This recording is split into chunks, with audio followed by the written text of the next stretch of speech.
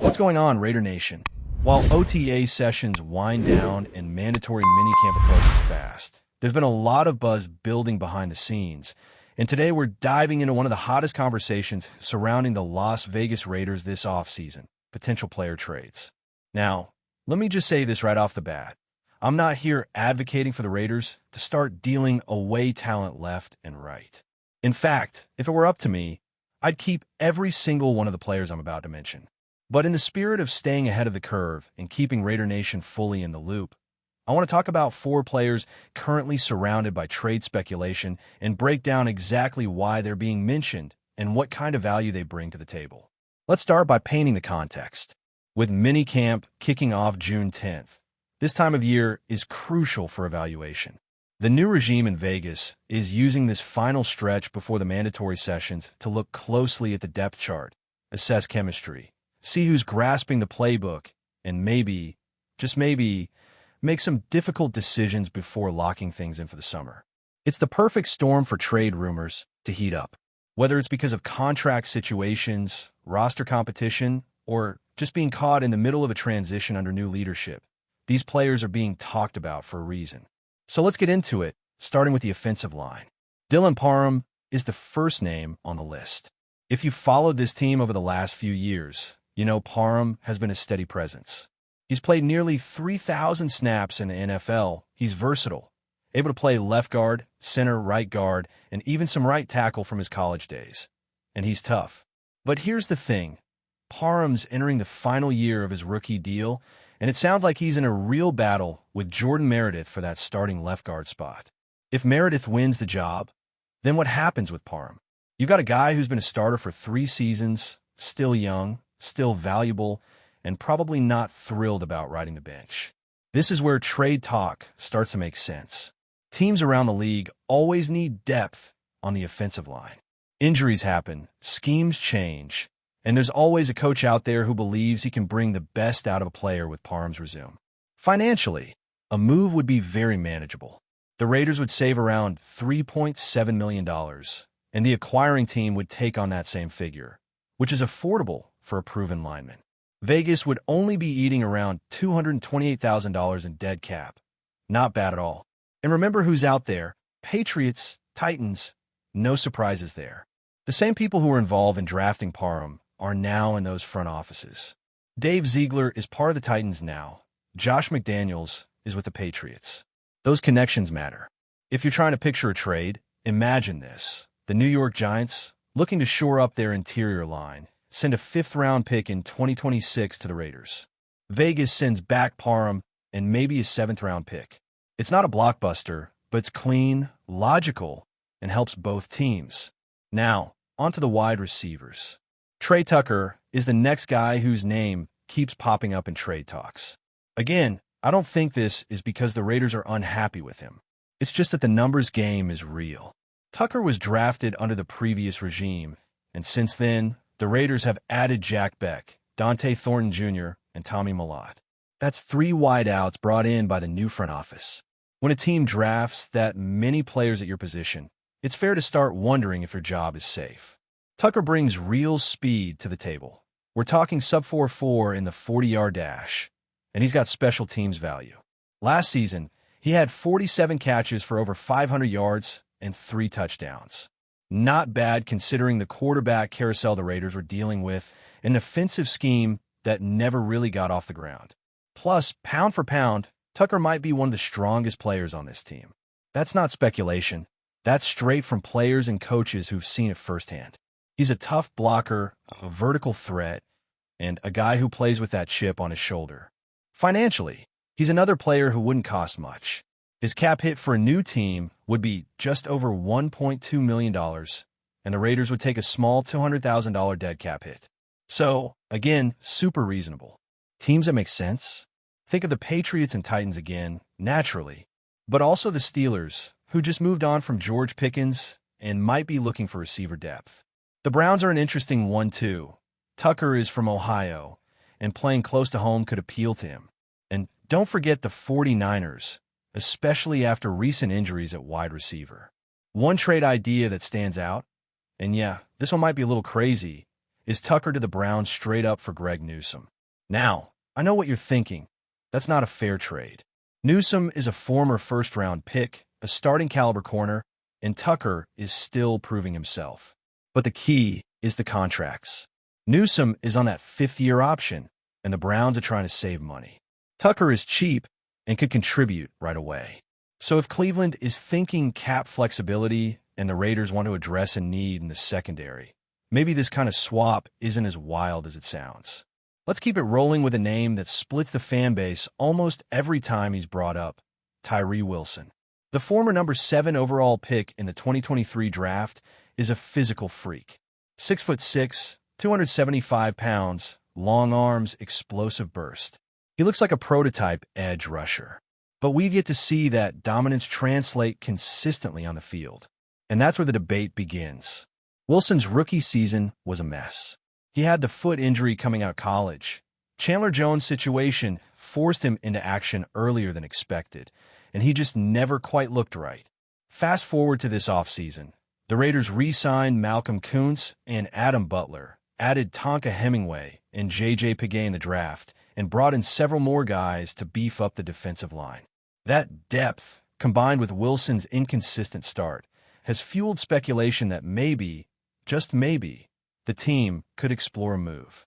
From a financial standpoint, trading Wilson after June 1st makes more sense than doing it before. The Raiders would save around $3 million, though they'd still eat over $3.8 million in dead cap.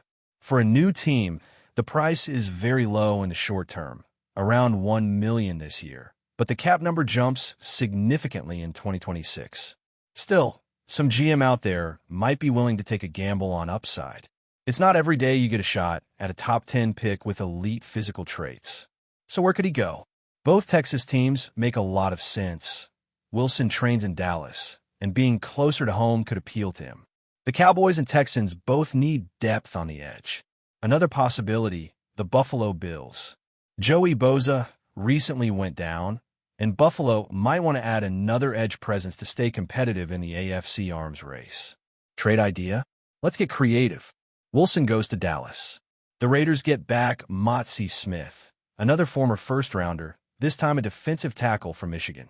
Smith hasn't exactly been tearing it up either, but he's a true nose tackle and could offer immediate insurance if Christian Wilkins isn't fully healthy. There are also those Michigan ties with Tom Telesco and the new regime, so it lines up.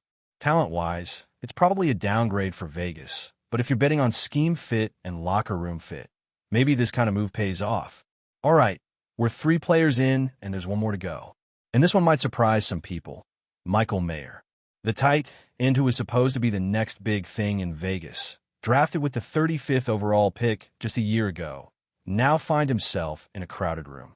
The arrival of Brock Bowers changed everything. Let's not kid ourselves. Bowers is the tight end of the future, and probably the present. The Raiders also added Ian Thomas and Kadarius Toney in free agency, plus 2 athletic freaks as undrafted rookies. Suddenly, that tight end depth chart is stacked. Mayer's rookie year wasn't bad, but it wasn't great either. He showed flashes, had solid moments, but nothing that screamed franchise cornerstone. The big question is, does he want to be part of this new vision, or would he rather go somewhere where he could be the unquestioned number 1 tight end? If it's the latter, trade rumors will only get louder. Money-wise, he's cheap. The Raiders would save about $1.6 million if they moved him and eat under $1 million in dead cap. The acquiring team would get a guy who was considered a first-round talent in his draft class, compared to Jason Witten by NFL.com, and someone who could block and catch. He's not flashy, but he's solid.